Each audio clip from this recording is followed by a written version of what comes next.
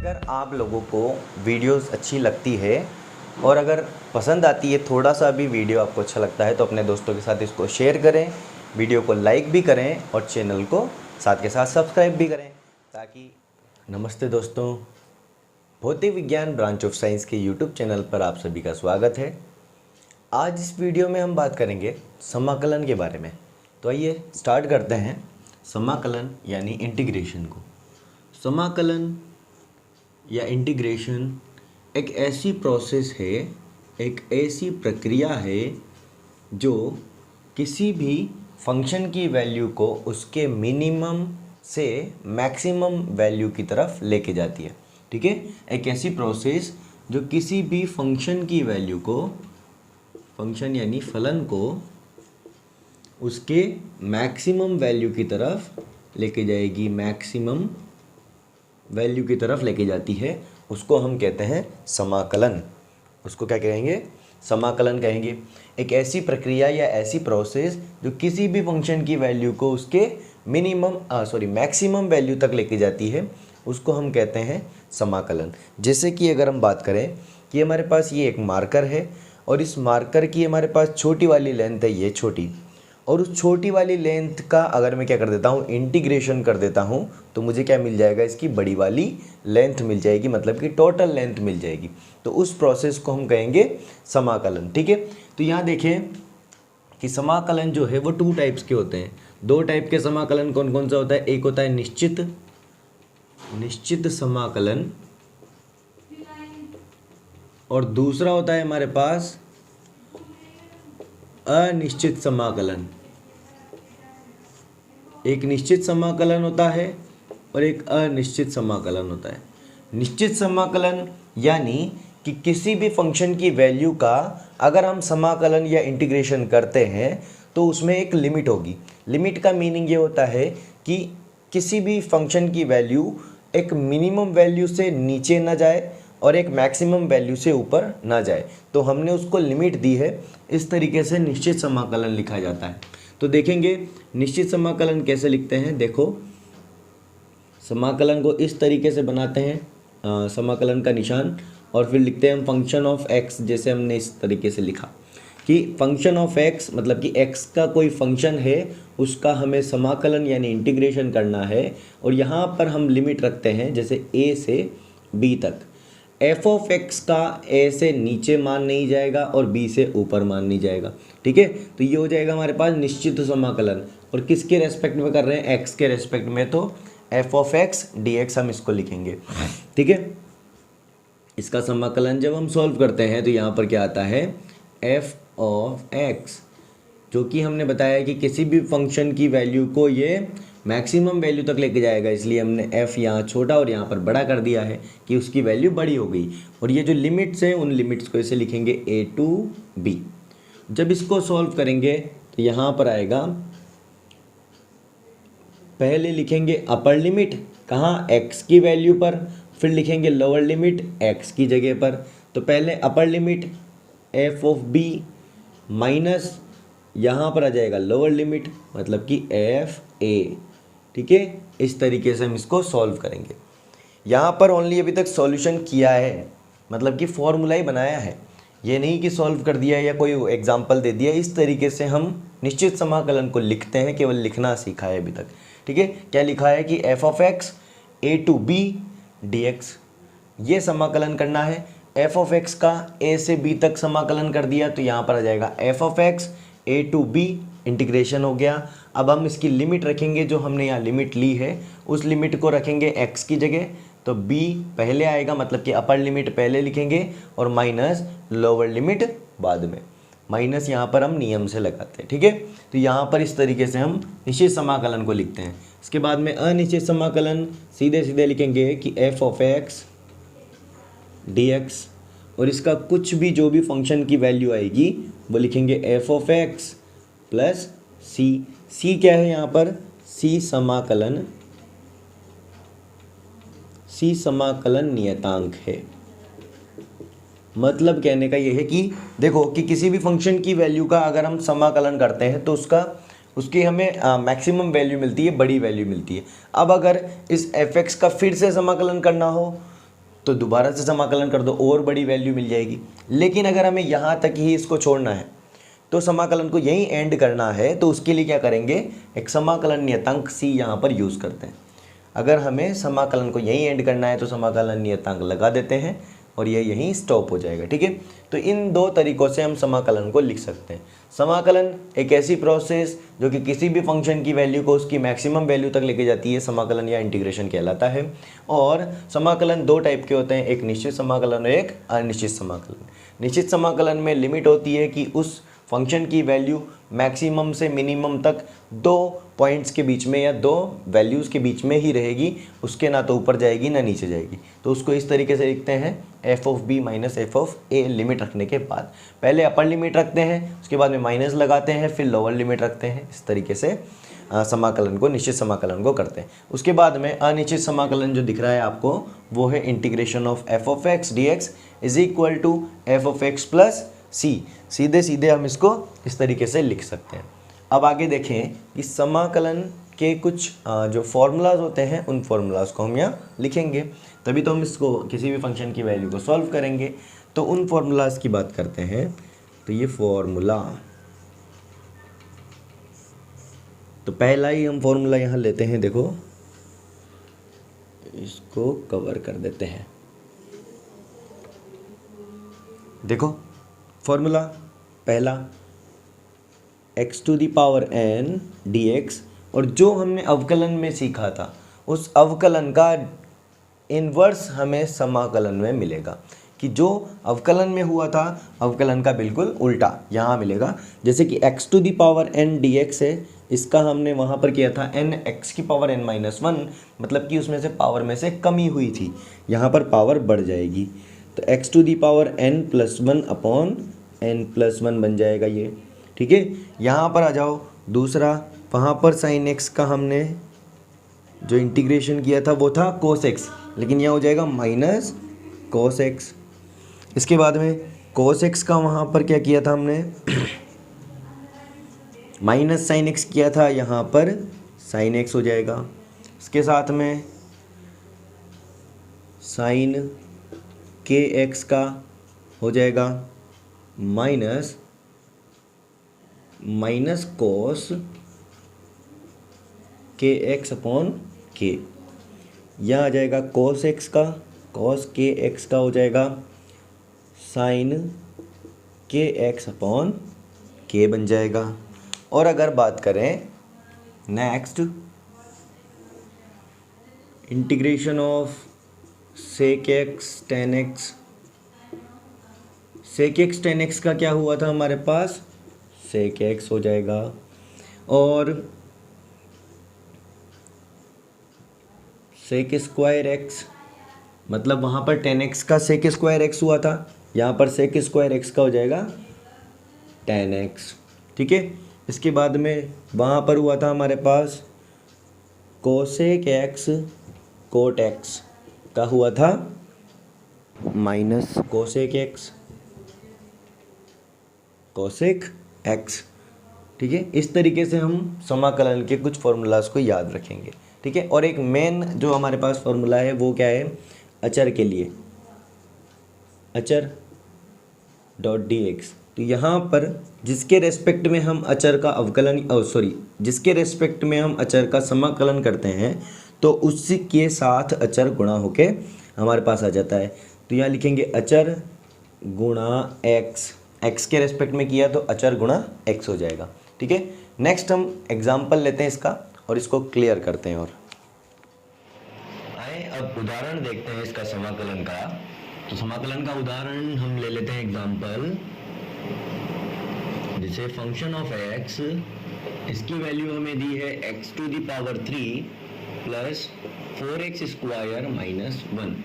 ठीक है, अब इसका हमें क्या करना है, इंटीग्रेशन करना है। तो यहाँ पर जितने फॉर्मूलाज हमारे यूज आते हैं वो हम यहाँ लिख देते हैं।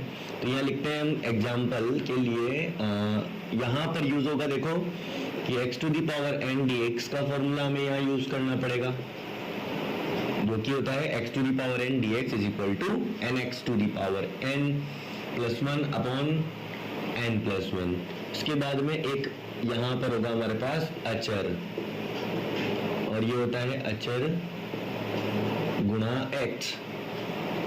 ठीक है, तो आप देखें यहां पर कि ये वाली जो इक्वेशन है इसमें देखें कि x to the power 3, x की पावर 3 है, और ये किसकी तरह लिखा है, देखो x की पावर n की तरह। तो यहाँ पर n की जो वैल्यू है वो उस फॉर्मूला में लिख देंगे, मतलब कि इस वाले में लिख देंगे। तो इसको पहले इंटीग्रेशन की फॉर्म में लिखते हैं, तो integration of x cube plus 4x square minus 1, और x के रेस्पेक्ट में इसका इंटीग्रेशन हम करते हैं। ठीक है, तो इसको लिख सकते हैं इस तरीके से, देखो अलग अलग करके, कि x to the power 3 dx plus 4x square dx minus 1 dx। ठीक है, नेक्स्ट अब हमें क्या करना है, इन पर अप्लाई करना है फॉर्मूलाज। तो यहां पर आ जाए तो x टू दी पावर 3 है, 3 मतलब कि n की वैल्यू यहाँ 3 है, उस फॉर्मूला में रखेंगे तो क्या बन जाएगा, यहां पर बन जाएगा x to the power 3 plus 1 upon 3 plus 1 हो जाएगा, और प्लस यहाँ पर 4 x टू दी पावर यहाँ पर 2 प्लस 1 अपॉन 2 प्लस 1 हो जाएगा, उस फॉर्मूला में रखेंगे यहाँ पर वैल्यू, और माइनस यहाँ पर देखो 1, जो कि मैं आपको अवकलन वाली वीडियो में बता चुका हूं कि दो हमारे पास यहाँ पे टर्म्स होती है, एक होता है वेरिएबल, एक होता है वेरिएबल और एक होता है कांस्टेंट। तो वेरिएबल में क्या लिखते हैं हम, एक्स वाई जेड, और इसमें लिखते हैं हम 1 2 3 and so on, A B C, ऐसे कुछ। ये सब क्या होते हैं, ये तो होते हैं हमारे पास वेरिएबल्स, और ये होते हैं कांस्टेंट। तो यहाँ पर देखो कांस्टेंट लिखा है 1, और अचर यानी कांस्टेंट का जो इंटीग्रेशन होता है वो क्या होता है, अचर गुणा जिसके सापेक्ष हमने उसको समाकलन करना है। तो यहां पर आ जाएगा 1 मल्टीप्लाई एक्स। ठीक है, एक्स के रेस्पेक्ट में हम इसका इंटीग्रेशन कर रहे हैं, तो 1 मल्टीप्लाई एक्स हो जाएगा यहाँ पर हमारे पास। ठीक है, इसके बाद में इसको सॉल्व करेंगे तो यहाँ पर क्या बनेगा, देखो x to the power 3 plus 1 4 हो जाएगी, अपॉन यहाँ पर 3 प्लस 1 4 हो जाएगा, प्लस यहाँ 4x to the power 3 upon 3 plus minus 1x। ठीक है, अब देखेंगे आप खुद ही कि यहाँ पर पहले x की वैल्यू कितनी थी, 3 पावर तक थी ओनली, लेकिन अब कितनी हो गई, x टू दी पावर 4 हो गई, मतलब कि ये फंक्शन की वैल्यू को बड़ा कर दिया गया है। तो किसी भी फंक्शन का अगर हम इंटीग्रेशन करते हैं तो उसकी वैल्यू क्या हो जाती है, उसकी मैक्सिमम वैल्यू तक बढ़ने लग जाती है, मतलब कि उसकी वैल्यू बढ़ती है। अगर हम नेक्स्ट एग्जांपल की बात करें, चलो ये तो हो जाता है हमारे पास अनिश्चित समाकलन की तरह। अनिश्चित समाकलन मतलब कि इसमें कोई लिमिट नहीं है। अगर हम लिमिट वाला एक एग्जांपल ले लेते हैं, ठीक है, लिमिट वाला एक एग्जांपल लेते हैं, तो आए देखें कि एग्जांपल एक्स स्क्वायर dx, इसकी लिमिट ले लेते हैं 0 से 1 तक। ठीक है, एक्स स्क्वायर की जो वैल्यू है वो कहां से कहां तक होगी, 0 से और 1 के बीच में हमें फाइंड आउट करना है एक्स स्क्वायर की वैल्यू। ठीक है, तो देखिए यहां पर सॉल्व करेंगे तो एक्स स्क्वायर क्या है, x to the power n की तरह लिखा है, तो x to the power n में n की वैल्यू 2 है, यहां रखेंगे इस फॉर्मूला में, यहां लिख देंगे x to the power 2 plus 1 upon 2 plus 1, और यहाँ पर जो लिमिट है उनको कहाँ लिखेंगे हम, बाहर 0, और यहाँ पर हो जाएगा 1 हो जाएगा। ठीक है, अब देखो यहाँ पर इसको सॉल्व करो पहले, तो क्या आ जाएगा, x to the power 3 upon 3, और यहाँ पर ये लिमिट 0 to 1। अब ये 0 to 1 जो लिमिट है वो x की प्लेस पर रखना है, अपन को x की जगह पर रखना है। तो सबसे पहले क्या रखेंगे, अपर लिमिट x की जगह रखेंगे, फिर माइनस लोअर लिमिट x की जगह रखेंगे। तो यहाँ पर क्या बन जाएगा, x की जगह पहले 1 रखेंगे तो 1 की पावर 3 अपॉन 3, फिर माइनस 0 रखेंगे x की जगह तो 0 की पावर 3 अपॉन 3 हो जाएगा। ठीक है, इसके बाद में इसको सॉल्व करेंगे तो क्या बनेगा, देखो 1 की पावर 3, कितनी भी पावर हो 1 की तो क्या बनता है, 1 ही बनता है, 1 अपॉन 3, माइनस यहाँ 0 अपॉन 3 बन जाएगा 0, तो ये बन जाएगा हमारे पास आंसर 1/3। ये तो पूरा 0 हो जाएगा, तो 1/3 हमारे पास क्या आ जाएगा, आंसर आ जाएगा। एक्स स्क्वायर की 0 से 1 के बीच में वैल्यू कितनी आएगी, 1/3 आएगी। एक्स स्क्वायर की अगर हम 0 से 1 के बीच में वैल्यू निकालेंगे तो कितनी आएगी, वो 1/3 आएगी। ठीक है, ये लिमिट वाला हमारे पास मतलब कि निश्चित समाकलन था। अब हम एक और फंक्शन ले लेते हैं, जैसे जैसे कौन सा फंक्शन ले लो, एग्जाम्पल कि यहां पर लेते हैं अपन sin x और इसका कर देते हैं 30 to 60 डिग्री तक, मतलब कि sin थीटा कर देते हैं। चलो यहाँ पर फंक्शन हम थीटा वाला ले लेते हैं, तो sin थीटा और d थीटा, ठीक है।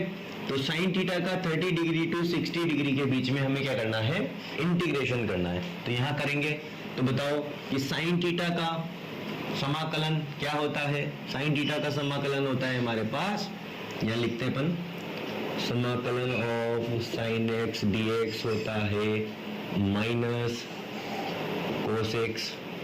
तो यहाँ से sin x dx is equal to हो जाएगा cos x minus cos theta, और ये कहां से कहां तक, 30 डिग्री टू 60 डिग्री हमें cos की वैल्यू निकालनी पड़ेगी अब, ठीक है। तो यहाँ पर माइनस को मैं बाहर ले लेता हूं, माइनस को बाहर ले लेंगे तो बनेगा यहाँ पर, अब देखो अपर लिमिट रखेंगे पहले थीटा की जगह और 30 रखेंगे फिर बाद में थीटा की जगह, ठीक है। 60 डिग्री पहले यहाँ, फिर 30 डिग्री यहाँ, तो यहाँ आ जाएगा हमारे पास cos 60 माइनस फिर 30 रखेंगे cos 30 डिग्री, ठीक है। अब यहाँ सॉल्व करेंगे तो माइनस यही रहने दो, और cos 60 की वैल्यू कितनी होती है, तो cos 60 की वैल्यू होती है हमारे पास 1/2, cos 60 की वैल्यू 1/2 होगी, और माइनस cos 30 की वैल्यू √3/2 होती है। इनका एलसीएम लेंगे तो यहाँ आ जाएगा 2, यहाँ पर आ जाएगा 1 माइनस √3। इस माइनस को अगर हम अंदर मल्टीप्लाई करते हैं, इस माइनस को अगर अंदर मल्टीप्लाई करेंगे तो क्या बनेगा, यहाँ बन जाएगा √3 माइनस 1/2, और ये हमारे पास sin थीटा की 30 to 60 के बीच में वैल्यू आ जाएगी।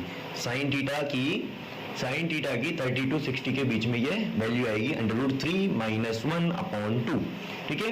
तो इस तरीके से हम समाकलन को कर सकते हैं। तो आइए आगे कुछ एग्जांपल्स आपके लिए जो कि आप करेंगे और उनके आंसर्स कमेंट में देंगे, ठीक है। तो देखें,